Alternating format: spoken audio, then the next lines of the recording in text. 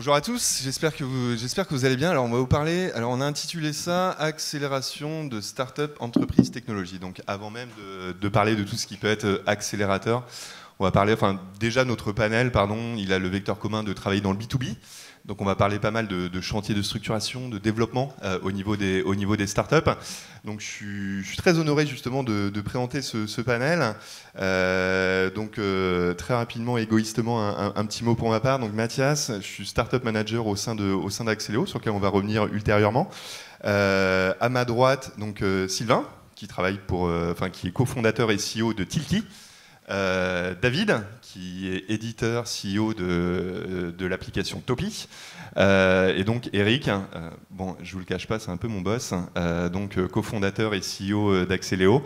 Pour commencer, en fait, je pense à un rapide. Alors, on aura le temps de revenir un petit peu sur des choses qu'on propose au sein d'Axeléo. Très rapidement, une petite tagline au niveau de Tilki et Topi, rapidement. Tagline, hein, j'ai dit. Tagline, donc si c'est une tagline, on va dire Tinder for Business. Donc le but, c'est vraiment networking professionnel. C'est assez court ou je développe un peu plus? Non, t'as un petit peu de temps quand même. D'accord, tagline. Donc l'idée, c'est vraiment de favoriser la rencontre, mais dans un milieu professionnel. Comme par exemple ce genre de conférences, mais ça peut aussi être des trade shows, ça peut être des concerts, ça peut être même des mariages finalement. Il y a toutes sortes d'événements dans lesquels finalement vous ne connaissez pas les gens et vous aimeriez bien savoir qui est là. C'est ce que fait Topi. Donc pour vos amis, il y a Facebook. Pour les amis que vous ne connaissez pas encore, il y a Topi. Top. Et Tilki, on a développé une solution technologique qui met des trackers invisibles dans les documents numériques. 3 usages. 1, vous êtes commercial, vous envoyez des offres commerciales. Vous voulez savoir si votre prospect l'a lu, quelle page, combien de temps par page, dans quel ordre. Et est-ce qu'il est vraiment intéressé par votre offre? Ça, on vous le dit en live, sans que lui puisse le savoir, sans que lui puisse se détraquer. 2, un usage plus market, sur tout ce qui va être livre blanc, programme de candidats à l'élection présidentielle. On s'est amusé à traquer comment les Français avaient lu leur programme. Et là, vous savez massivement, comme un Google Analytics d'un site web, sur un doc, par quoi ils ont commencé, comment ils ont parcouru le document, à quel endroit ils sont partis. Et 3e usage, s'il y en a qui cherchent du boulot parmi vous, c'est gratuit, Tilki for CV. Vous envoyez CV lettre de motive et vous savez quels employeurs s'intéressent à vous vraiment et à quel moment. Top, merci. Et j'ai oublié, j'aurais peut-être dû commencer par ça. Joli clin d'œil sur le Web Today, parce qu'il me semble que Sylvain, via Tilki, tu avais gagné le challenge pour les vétérans du Web Today, le Global Challenge il y a 3-4 ans de ça, c'est ça, ouais? 3 ans au tout démarrage de la boîte. D'accord, ce sera en juin 2014. Ce sera d'autant plus de sujets de conversation pour nous raconter un petit peu ce qui s'est passé depuis. Évidemment, Tilki qu'on connaît relativement bien pour notre part, étant donné qu'on les accompagne. Par rapport à Topi, si on pouvait revenir là-dessus, on a pas mal échangé au préalable de cette table ronde, David, notamment, si je ne dis pas de bêtises, initialement, tu étais sur le B2C, tu as pivoté sur le B2B. Déjà, quelle était un petit peu la motivation par rapport à ça? Est-ce que c'était par rapport à la nature de l'offre, dans le sens où tu adresses un mass market, donc avec toute la complexité inhérente? Donc déjà, comment c'est venu? Quels ont été les leviers de motivation? Et puis après, ultérieurement, on pourra revenir un petit peu sur les impacts, la manière dont tu as structuré ça. Ok, donc oui, on a commencé à lancer l'app totalement B2C parce qu'en fait, quand on a fait notre application, on s'est mis à la place des gens qui allaient utiliser l'app en fin de chaîne, sans penser du tout aux intermédiaires en fait de la distribution de l'app. Et pourquoi on a fait ça? Tout bêtement parce que quand c'est votre première expérience entrepreneur, c'est ce qui était mon cas, les médias font rêver avec le B2C et c'est ce qu'on s'est dit. On s'est dit on va mettre l'app sur le marché, on va avoir des dizaines de millions d'utilisateurs, j'exagère à peine. Mais dans la pratique, vous avez des upticks, ça monte un petit peu, mais si vous n'avez pas vraiment cette grosse croissance, c'est dur de rester là-dedans. Donc on a regardé où ça marchait bien et ça a bien marché dans le B2B. D'accord, si on doit mettre très rapidement un peu une échelle temporelle au niveau création et justement un petit peu ce switch. Ouais, donc on a lancé en juin 2012. Très bien, on a eu quelques articles, TechCrunch, Forbes, ce genre de choses, donc on s'est monté, puis ensuite linéaire. Au début de l'été, on s'est dit ça va pas, il faut vraiment aller vers le B2B. En décembre, 6 mois plus tard, pardon. De juin 2012 à juin 2013, un an. Non, pardon. C'est tout en juin 2012. Juin 2012, on a lancé. Quelques mois après, on voyait que on n'avait pas la croissance qu'il aurait fallu avoir en B2C pour continuer en B2C. En revanche, on voyait des poches qui marchaient très bien, les conférences en particulier. On a passé l'été à adresser le marché B2B. On a relancé en décembre 2012. Et voilà, on en est là maintenant. Super. On va parler un petit peu justement de... On a intitulé ça Acceleration Enterprise Technology. Question simple, basique, ça devrait être quoi justement un accélérateur selon toi, Sylvain? Enfin, quel est l'essence même, la mission un petit peu derrière ça, tu penses? Pour tout vous raconter, moi c'est ma 4e boîte, créée la première à 14 ans que j'ai plantée au bout de 6 ans, la deuxième qui a 8 ans qui marche bien, la troisième que j'ai rachetée par la deuxième, et la 4e c'est celle-là. Et quand on m'a dit, Sylvain, il faudrait que tu croises Eric, il a une offre pas conne qui pourrait peut-être t'aider pour ta boîte. Je suis prof d'entrepreneuriat à l'EM et à HEC depuis 10 ans. Je lui ai dit, ouais, bien sûr, je vais m'éclater. Et là où Eric a été très bon, plutôt que de me promettre de m'aider à écrire un business plan, je pense que je l'aurais reçu, il m'a promis de me présenter 2 gros clients dans la semaine qui suivait. Et pour moi, c'est ça l'accélération, c'est ça que je recherchais. Aujourd'hui, on ne fait pas toujours de différence entre une pépinière, un incubateur, un accélérateur. Mon accélérateur, c'est quelqu'un qui me permet d'accélérer mon business. C'est pas quelqu'un qui me permet de faire un business plan. Et d'ailleurs, le business plan, on avait 12 slides quand je t'ai rencontré. Je voulais pas en faire plus. On a levé des fonds avec 12 slides d'ailleurs. Tu as toujours 12 slides. J'ai toujours 12 slides. Et oui, on a rencontré dans la foulée Alma, si je dis pas de bêtises, dans les premiers, et April, 2 grosses boîtes françaises qui ont montré de l'intérêt, mais qui m'ont dit ton modèle il tient pas la route parce que ton offre à 9 € elle fait gadget, et donc nous on n'ira pas parce que c'est pas assez cher. Et je dis Eric, ouais, mais ils ont rien compris. C'est parce que c'est des Français. Aux États-Unis, on est bien à 9 €. On est allé aux États-Unis, nos concurrents sont à 99. On s'est vautré aussi. Et c'est ça l'accélération, c'est d'aller se vautrer plus vite pour pouvoir pivoter plus vite comme toi tu as fait. Mais ce qui n'est pas une habitude en France. En France, on a tendance à laisser le mec pendant 3 ans et à vider tous ses fonds. Au bout de 3 ans, malheureusement, il n'y a plus rien à faire. Alors qu'aux US, on va être beaucoup plus rapide à pivoter. Et c'est ce qu'un accélérateur, moi, m'a permis de faire beaucoup plus rapidement. Ok, cool. Justement, Eric, un petit peu sur ce panorama un petit peu d'acteurs de l'accompagnement, et ça de manière très horizontale, de manière très transverse, quel était un petit peu pour toi l'étincelle, notamment avec tes associés, de se dire il y a peut-être un manquement sur ce sujet-là par rapport à ça, et qui t'a poussé à monter Axeléo, et sur quel type de thématique, rapidement? Le leitmotiv de la création d'Axeléo est très simple. Quand on s'est créé en 2013, il y avait effectivement un écosystème européen et français qui s'est développé de la technologie de classe mondiale, un écosystème d'appui à la création d'entreprises extrêmement riche, avec effectivement des incubateurs, des accélérateurs de premier niveau, des fonds d'amorçage, qui permet à tout un chacun de créer une start-up et d'avoir de l'argent gratuitement et des mètres carrés gratuitement. À l'opposé de ça, énormément de liquidités sur les fonds de série A, mais sur lequel le cut pour faire la série A a glissé gentiment de 100 000 € de MRR à 150 000 de MRR. Et donc, quelque part, un niveau de maturité commerciale assez fort. Et entre les deux, pas grand-chose. C'est-à-dire, quelle est la proposition de valeur qui permet à une start-up, qui a un asset technologique fort, comme c'est le cas effectivement d'Utopie et de Tilki, à des sociétés qui atteignent un niveau de maturité commerciale dans lequel elles savent répliquer un processus de vente dans différentes géographies.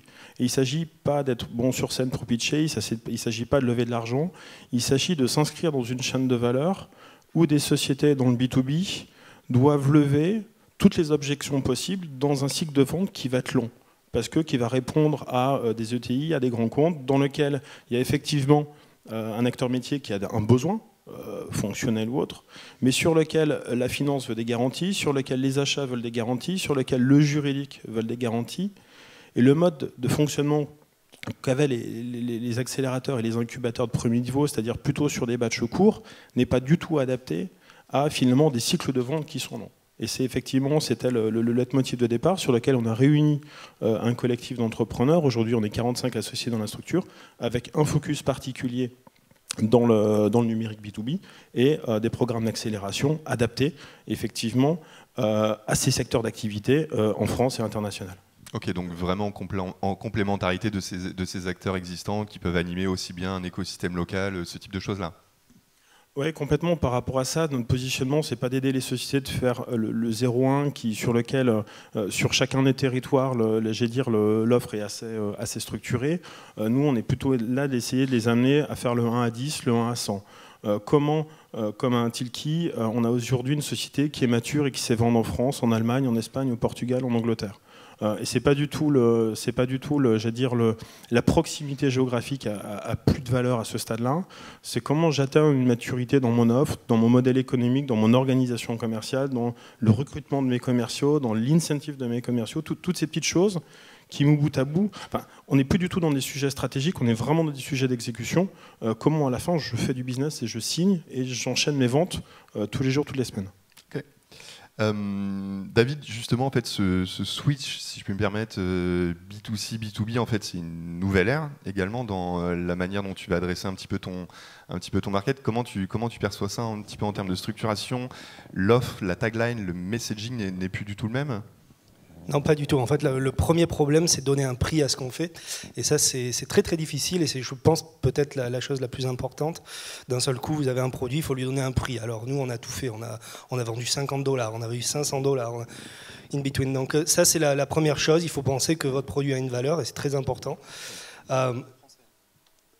Peut-être, surtout pour des Français, je ne sais pas. Mais ce n'est pas évident, parce que d'un seul coup, vous allez devoir parler à des gens, et ça fait bizarre. Nos lignes de code, d'un seul coup, on va les vendre pour de l'argent.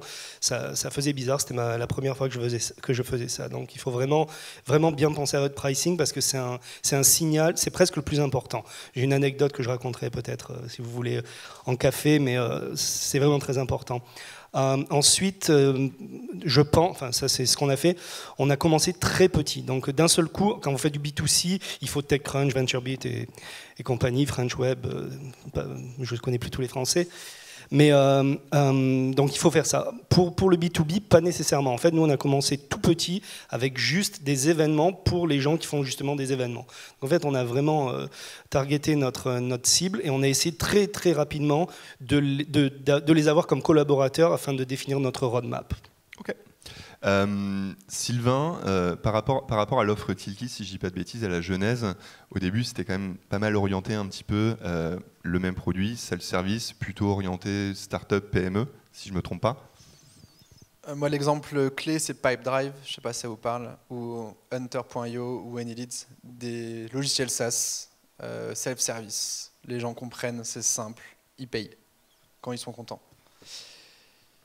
Ça, c'est bien quand il y a un marché, quand il y a une vraie demande. Nous, on était sur un sujet où il y avait un besoin latent. Il n'y a pas un commercial qui nous disait que c'était con ce qu'on proposait.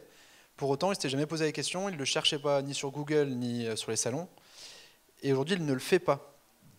Et ça lui demande de changer. C'est quelque chose qu'on a mis presque 2 ans à comprendre, en tout cas moi, avec une maxime qui m'a fait beaucoup de mal.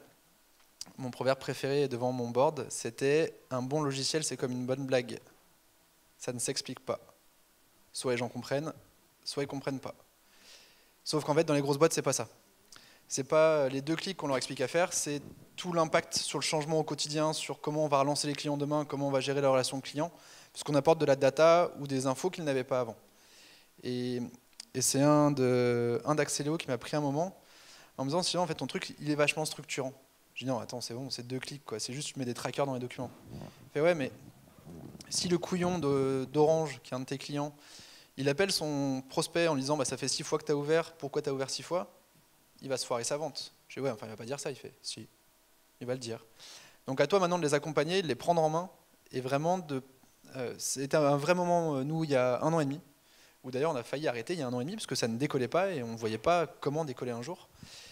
Et il me dit, non mais il faut que tu fasses un vrai pack et que tu emballes avec du service ton offre, pour accompagner ses clients au moins pendant les 2 premiers mois, pour les accompagner dans ce changement. Et c'est vrai que ça nous a complètement changé de posture vis-à-vis de nos clients. Ça les rassurait à mort. J'ai perdu des ventes que je ne voulais pas les former, en considérant que moi, si je les formais, c'est que mon produit n'était pas bien. Et en fait, non, ils considéraient que les mecs n'allaient pas aller dessus, ils n'allaient pas vouloir changer si on ne les formait pas. Et ils n'avaient pas tort. Et aujourd'hui, on voit une énorme différence dans l'usage. Chez nos clients, on a quasiment un usage de 90% des commerciaux qu'on a formés sur notre outil tous les jours. Alors qu'avant, on était autour de 30% d'early adopters qui étaient fans, mais 70% qui ne voulaient pas. Et c'est vraiment ça qu'on a mûri en cette année et demie d'accompagnement. Et derrière, vous avez lancé un peu plus, mis sur les rails pour qu'on puisse avancer tout seul. Donc, justement, tu parles de maturité. Eric, des boîtes qui sont amenées aujourd'hui ou demain à avoir une proposition de valeur qui est assez challengeante, qui est assez pertinente pour des corpos, pour les accompagner dans la transfo digitale, c'est inévitable d'accompagner justement ces startups, rehausser le degré de maturité, que ce soit en termes de process, d'orga, de structuration. Et concrètement, enfin, on entend souvent parler de ça, mais qu'est-ce qu'on met derrière ça ? En fait, il faut voir déjà que côté client, si vous avez un premier rendez-vous, si vous avez un deuxième rendez-vous, c'est pas parce que votre sujet intéresse. Si vous signez, c'est parce que vous avez finalement réussi à lever toutes les réponses à objection. Et donc, quelque part, l'offre, son modèle économique et tout le go-to-market que doivent mettre les startups vise à lever ces réponses à objection. Ce qui veut dire un gros niveau de maturité. On voit énormément et la très grande majorité des startups qui se lancent partent sur des innovations assez fortes d'usage ou technologie, pensant que la technologie et l'innovation va tout faire. Non, ça permet juste d'avoir un premier meeting. Donc tout l'accompagnement, quelque part, c'est juste déjà à leur faire comprendre qu'ils vont rentrer dans des processus de décision qui vont être longs et complexes, qui vont engager différents entrepreneurs dans les structures qui sont en face, et que tout doit être fait dans le marketing de l'offre, dans son pricing, dans l'accompagnement, dans le service, dans le packaging de l'offre, pour effectivement satisfaire chacun des interlocuteurs. Et ça, c'est pas inné. Ça, on l'apprend pas. Ou alors, on l'apprend sur le tas, sur le terrain. On n'a pas le recul. Enfin, il y a aussi cette notion de faut quelqu'un parfois prenne la vue hélicoptère un peu au-dessus, qui t'aide à te dire non mais là, Sylvain, t'es en train de faire une connerie, ça fait 3 mois que tu es sur ce contrat-là et ça avance pas. Peut-être qu'il te demande quelque chose. Est-ce que tu veux pas que je t'amène quelqu'un qui va t'accompagner pour écouter les clients, qui va entendre d'autres choses que ce que toi tu entends? Question d'expérience, hein, moi j'ai jamais travaillé en grosse boîte, il y a des trucs que je ratais complètement, quoi. Toi, David, tu te retrouves un petit peu dans ces propos, en fait, complexité du process de sales, multi-acheteur, la manière dont justement il faut rehausser un petit peu ce type de choses-là, commencer à processer? Au début, oui, parce qu'au début, vous voulez vendre à n'importe qui, signer. Et donc on s'est fait entraîner en fait un petit peu de partout, c'est-à-dire on faisait des petits événements avec 200 personnes, une conférence de dentiste, et à côté de ça, on faisait des grosses conférences, 8000 personnes, avec des gros processus, etc., très longs, avec beaucoup de personnes qui veulent discuter. Le problème, c'est qu'on les traitait un peu pareil. Et puis surtout au début, on voulait tout signer. Et très vite, on a décidé qu'on ne peut pas tout faire. Et je pense que c'est important aussi de décider quel genre de client vous voulez adresser, parce que c'est toute votre force de vente qu'il va falloir former. Et nous, on a totalement décidé de laisser tomber tout ce qui était gros événements. Parce qu'en fait, ça demande des forces de vente à différents niveaux. C'est des processus de vente sur 6 mois. Ce genre de choses. Et à côté de ça, on s'est dit non, on va aller vers la long tail, les plus petits événements. Il y en a plus de 5000 par jour rien qu'aux États-Unis. Et voilà. Donc je pense identifier votre cible, c'est un des points importants aussi. D'accord. Donc en fait, à vous entendre, j'ai l'impression que c'est relativement simple au début d'avoir une certaine caisse de résonance, de se faire connaître. En revanche, un petit peu la clé du succès demain, notamment pour vendre sur des corpos, des grands comptes, etc., c'est d'arriver à mettre en place un modèle de vente qui est réplicable. C'est un petit peu ça la réponse ? Nous, le sujet était plus de passer des 12 000 euros de récurrent mensuel qu'on a atteint assez vite, mais sur lesquels on a plafonné pendant un moment. C'est MRR que tu as dit tout à l'heure. En français, c'est le chiffre d'affaires récurrent mensuel. Il faut qu'on soit tous clairs sur ce sujet-là. Et clairement, on peut monter jusqu'à 20, 25, 30 avec un produit pas complètement fini, avec une offre de valeur pas complètement claire. Mais de 30 à 100 ou de 30 à 150 dont tu parles pour atteindre la série A, c'est là où c'est super compliqué. Et d'ailleurs, moi, je n'aime pas du tout le terme start-up. On essaie de ne plus être une start-up, nous. On est un éditeur logiciel, on apporte une offre de valeur aux entreprises, et on n'est pas une putain de start-up innovante, rigolote, sympa et souriante. Parce que sinon, vous êtes en face de vous, vous avez un directeur innovation qui n'achètera jamais rien. Moi, ce que je veux, c'est un directeur métier qui est prêt à payer parce que ça lui apporte un service dont il a vraiment besoin. Et c'est ça aussi, on a mûri là-dessus. Ouais, on était une start-up rigolote, on a pitché ici il y a 3 ans. Non, maintenant, on essaie d'éviter les pitchs, on essaie d'être face à des clients qui ont de l'argent et qui sont prêts à payer pour le service qu'on propose. Et c'est là aussi où on vieillit, hein, parce que après, il y a une question de cash. Hein. Moi, il y a 1 an et demi, j'avais plus de cash, donc pas le choix. On va trouver des clients, et on va bourriner, on va avancer. Il y a aussi ça où c'est là où on n'est plus start-up. Enfin, tant qu'on est à partir du moment où voilà, faut qu'on se débrouille par nous-mêmes, et c'est ça qui est intéressant aussi à trouver. Toi, Eric, comment tu y réponds justement par rapport à les entreprises que tu peux accompagner, le besoin de structuration commerciale, mettre en place des modèles de vente un petit peu réplicables concrètement? En fait, on travaille dans 3 dimensions. Déjà, on travaille sur des programmes de 18 mois minimum, parce qu'à un moment donné, quand on doit avoir du feedback sur des cycles de vente clients et comprendre des réussites et comprendre des échecs, il faut du temps. Donc on s'inscrit sur des programmes de 18 mois, complètement individualisés, parce que quand Tilki vend une solution SaaS sur la prospection commerciale, qu'un Timee Plus vend de l'intelligence artificielle dans l'industrie 4.0 ou autre, on mélange des choux et des carottes. Donc chaque startup dans ses problématiques d'offres et de modèle économique a des problématiques individuelles. La deuxième chose, la deuxième dimension dans laquelle on travaille, c'est au quotidien. Quels sont tous les cailloux dans la chaussure qu'ont les fondateurs des startups sur lesquels qui polluent finalement le quotidien. Et donc du coup, c'est vraiment de l'accompagnement de proximité pour quelque part mettre sous tension opérationnelle les startups qu'on accompagne. Ça permet effectivement d'allouer au mieux la bande passante et d'éviter de perdre du temps sur des choses qui n'en valent pas la peine et d'avoir des feedbacks et des repriorisations un petit peu en continu, comme l'évoquait Sylvain tout à l'heure.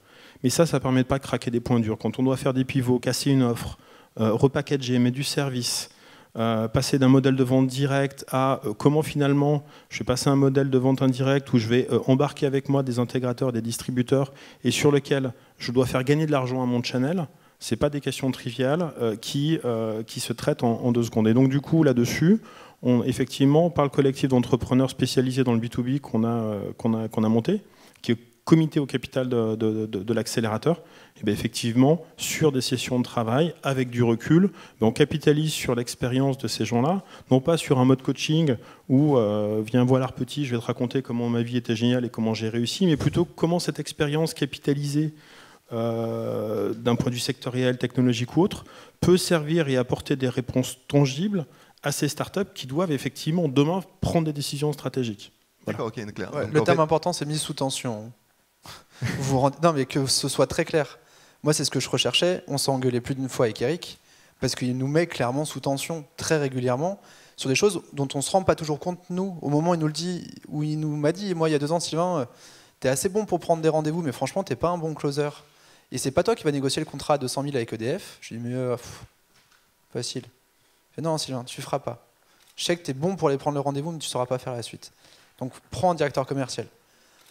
Bah, ça m'a fait chier, j'ai mis 4 mois déjà à accepter d'en recevoir. On a reçu, on s'est vautré. On a pris quelqu'un, ça n'a pas collé, pas de bol. Mais grâce à ça, genre on le dit, 2 jours après, on croise un mec qui était malheureux parce qu'il venait de vendre sa boîte et ça se passait pas bien. On l'embauche et c'est celui qui nous a fait passer de 18 000 € de récurrent à 100 000 aujourd'hui, en 1 an, parce qu'on avait mûri sur ces sujets-là. Mais cette mise sous tension, elle est dure à vivre. Mais après, c'est nous ce qu'on recherchait, c'est ce dont on avait besoin.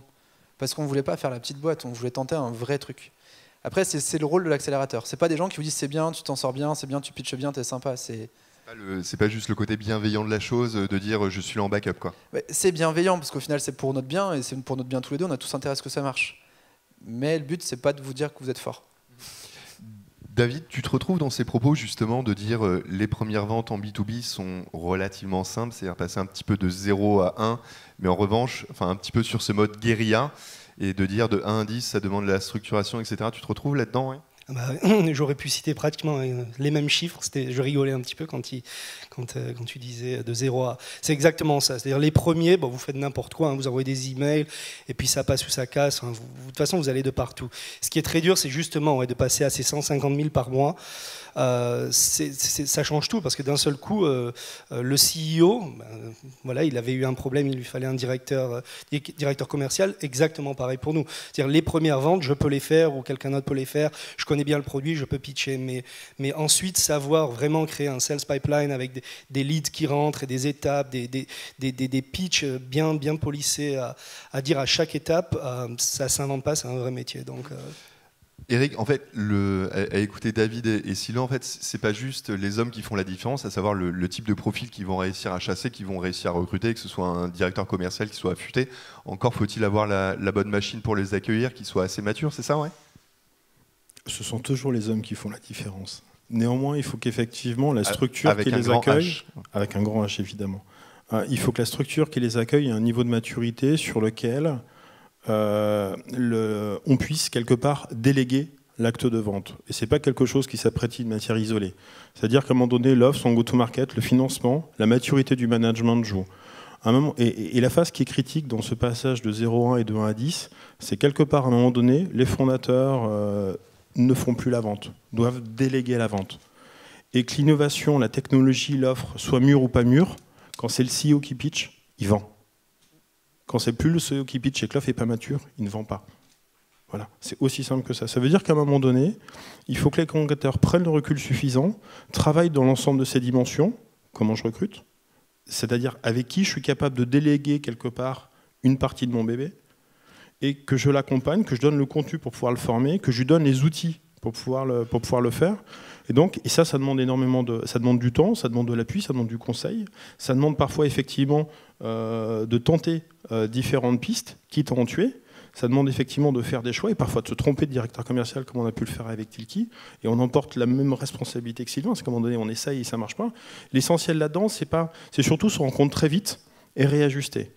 Et les boîtes qui vont très très vite sont celles, à un moment donné, qui identifient comment le fondateur prend du recul, ne porte plus la vente, et quelles sont les mécaniques qu'on met en place pour effectivement être capable de déporter la vente, soit sur une force de vente directe, quelles qu'en soient les modalités, ou auprès de partenaires. Et donc du coup, mais c'est plus la même chose qu'on vend. D'accord, Voilà. en fait, donc tu gagnes la bataille justement quand les fondeurs commencent à prendre une hauteur de vue, que la structure est mature et que les ventes sont portées justement par... Complètement, le job d'un fondateur d'une startup, c'est de regarder ce qui se passe après-demain. Ok, vision, strat, hauteur de vue. Ok, clair. La proposition de valeur de Tilki, elle n'est pas anodine. On n'est pas sur un gadget de tracking d'analytics. Vous changez complètement aujourd'hui la manière de travailler de force commerciale vis-à-vis des grands groupes. J'imagine que c'est pas aussi facile que ça de s'insérer dans les process. Alors on peut parler un petit peu technique, de dire la manière dont on doit être compatible avec leurs méthodos, avec des outils, etc. Je suis certain que quand tu pitches ou quand tu vends Tilki, ça a du sens. En revanche, après, c'est le mode opératoire que tu dois mettre en place avec ces grands comptes qui, j'imagine, relève d'une certaine complexité. C'est qu'en France, il y a des aspects politiques que j'imaginais pas du tout. Vous êtes tombé sur le mauvais manager qui, en fait, veut prendre la place du boss. Le boss le sait et du coup va tout faire pour que les projets de ce manager n'évoluent pas. Vous avez des super résultats avec ce manager. Rationnellement, on devrait déployer, mais on ne déploie pas. Et il y a des aspects dans ces grands groupes qu'on n'aura pas du tout en start-up. Vous faites gagner de l'argent à une boîte, on déploie en avance. Dans une grosse boîte, il y a d'autres enjeux. Et ça, il faut les accepter, prendre le temps. Et c'est plus ça auquel on s'est confronté dans pas mal de boîtes. Et aussi un manque de maturité sur les sujets de tech en Europe en général. Aux US, sur notre sujet, notre principal concurrent a levé 100 millions. Et il y a des consultations de grandes entreprises qui disent on veut un outil de tracking de doc parce que ça va aider nos commerciaux. En France, ça n'existe pas. Les boîtes n'imaginent même pas que ça puisse exister. Donc tu crées le marché justement en France, en Europe, avec toute la complexité inhérente qu'il peut y avoir. D'où le temps aussi, c'est de l'évangélisation. EDF, là, on vient de déployer nationalement tous les commerciaux, on les a rencontrés il y a 2 ans et demi, ils nous ont dit c'est cool, mais on n'est pas prêt. On a démarré il y a 1 an, ça s'est super bien passé. Il y a 6 mois, le PDG d'EDF est venu à Lyon parce qu'on avait vraiment des gros résultats. Et on a mis encore 1 an après pour déployer, ce qui est très court à l'image d'une grosse boîte, 1 an. Mais pour nous, en tant que start-up, 1 an, c'est énorme. Sur une boîte qui a 3 ans. Et c'est ça qu'on ne comprend pas toujours. Après, vous travaillez des grands groupes, il faut du temps. Le tout, c'est pas de se planter, de choisir la bonne direction, les bons clients, le bon prix, parce que vous ne pourrez pas vous retourner. Beaucoup moins facilement qu'avec ce 0 à 1. Ce 0 à 1, comme tu as pu faire tout en 1 mois, tu t'es retourné quasiment. Maintenant, aujourd'hui, tu ne peux plus. Enfin, il y a des process longs qui font que tu as fait un choix et tu es obligé d'aller au bout. David, toi, tu es en ce moment dans cette maturité ou plutôt dans cette ère, ce cycle de commencer à vendre à des grosses boîtes, des corporates? Alors, on les a laissés tomber pendant un moment. Comme je disais, on a dit non, c'est pas ce qu'on veut faire. Parce que, petite parenthèse, on a aussi décidé on a fait un tour d'angel au début, mais ensuite on ne voulait pas lever avec des VC jusqu'à un certain niveau parce qu'on voulait être totalement libre. Donc il fallait vraiment qu'on fasse de l'argent rapidement parce que sinon on mourait et donc on a fait du SaaS quasiment, donc on a un petit compte mais beaucoup de comptes. Là maintenant qu'on a cet argent récurrent qui vient tous les mois et on peut commencer à réfléchir à une autre force de vente, on commence à regarder ces grands comptes mais ça résonne tout à fait ce que tu racontais. D'ailleurs, c'est universel, hein, le cas du manager qui t'aime bien, mais qui a son manager à lui, il veut pas que ça marche trop bien. On a eu ça, et c'est pour toutes ces raisons qu'on a laissé tomber au début. Maintenant, on est dans la période où on a suffisamment d'argent pour commencer à dire on va se lancer dans ces cycles longs où potentiellement vous pouvez passer 3 mois, 6 mois, ce qui est une éternité pour une start-up, et ne pas signer le contrat. Eric, on parlait justement de l'exemple de collaboration avec Tilki, qui est quand même l'une des boîtes historiques depuis la création d'Axeléo. Aujourd'hui, Axiléo, alors on a parlé de programme individualisé, 18 mois, l'accélération. Si tu devais synthétiser assez rapidement vraiment les chantiers qui sont assez marquants, ce que tu cherches à délivrer, ce que tu cherches à apporter au niveau des boîtes, et puis également peut-être par rapport à notre auditoire, ça peut intéresser notamment certains entrepreneurs, repréciser, est-ce qu'il y a des practices particulières sur lesquelles Axiléo se prononce aujourd'hui? La mission est assez simple, hein, c'est d'essayer d'avoir les meilleures équipes, souvent avec des managements qui sont renforcés. Tilki a staffé un directeur commercial de haut niveau qui fait partie du board maintenant, avec la bonne offre au bon endroit et avec les bons go-to-market. Donc c'est quelque part revoir ce 360 où finalement la croissance de cette société, c'est une vision long terme qui est claire, qui parfois le chemin peut être flou, une exécution irréprochable au quotidien, avec une itération permanente sur l'offre et une exécution impeccable dans le go-to-market, dans un chemin où elle doit lever de l'argent. Alors en haut, bas de bilan, il y a plein de stratégies possibles, mais sur laquelle elle doit avoir la combinaison la plus intelligente possible, souvent la plus frugale. C'est le cas de Tilki, par exemple, qui a très peu dépensé d'argent, étant donné qu'ils étaient un peu en avance sur leur marché, pour effectivement être capable d'accélérer très très très fortement commercialement et de mettre une grosse pression quand effectivement, le marché est prêt. Et c'est clairement ce qui est en train de se passer pour Tilki. Claire, je ne sais pas si on a le temps de prendre une ou deux questions de la salle. Une petite question, s'il y en a une. Ouais, au milieu là.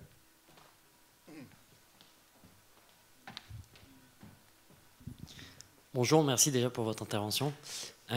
Pour vous, quel est le meilleur moment pour démarcher un accélérateur quand on est un entrepreneur et qu'on a sa propre start-up? Est-ce que c'est en antécréation C'est toi qui as le micro du coup. Ah non, c'est moi. On ne sera pas d'accord parce que aujourd'hui, vous attendez des boîtes qui sont à 1 pour les faire monter à 10. Enfin, vous essayez qu'elles soient au moins à 0,8, qui est déjà des premières traces de clients. Moi, je les ai cherchées, on était à 0,2, on a dit qu'on était à 0,8, mais on était à 0,2 sur 1. Mais parce que je savais que c'était les clients qui feraient grandir ma boîte ou pas. Et si tu as un accélérateur qui te promet et qui t'assure et qui te garantit et qui t'accompagne opérationnellement pour structurer ton équipe pour aller chercher des clients le plus tôt possible. Après, ça ne sert à rien de prendre un directeur commercial quand ton offre n'est pas finie, quand elle n'est pas encore fiabilisée, et que ça ne sert à rien que tu ailles voir EDF si ton produit il bug de partout. Donc pour moi, c'est quand tu es proche du 0,8, enfin entre 0,5 et 1, ça y est, tu as ton 10 000 € de récurrent, tu sais où tu vas, tu sais à peu près faire avec tes petits clients et que tu veux monter en échelle. C'est à ce moment-là qu'un accélérateur peut aider. Ouais, excuse-moi Sylvain, j'ai une réponse indifférente. Je pense qu'il ne faut jamais aller voir un accélérateur. Si ce n'est quand tu atteins un niveau de maturité dans lequel tu sais exactement ce que tu vas y chercher. C'est le vrai sujet. Aller voir un incubateur pour voir un incubateur, un accélérateur pour un accélérateur, ça sert strictement rien.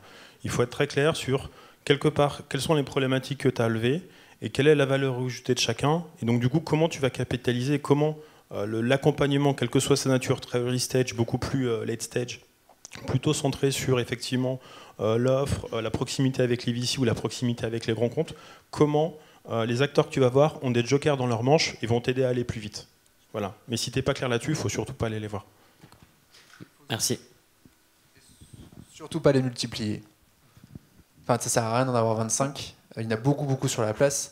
Choisis, c'est même pas un nom, c'est un mec avec qui tu vas bosser et qui va bosser avec toi H24. Moi, Eric, c'était dimanche matin 6h du mat jusqu'à lundi soir minuit où on pouvait s'envoyer des mails et on se répondait parce qu'il y a des sujets stratégiques à ce moment-là où j'avais besoin de lui. Et c'est plus cette rencontre-là que tu vas trouver. Ça sert à rien d'en multiplier 25 parce que de toute façon, ils n'auront pas de temps pour toi, tu n'auras pas de temps pour eux. C'est plus tu donnes toi, plus ils te donneront eux. Donc du coup, comme tu disais, oui, vaut mieux pas en avoir parfois. Merci à tous. Merci à vous.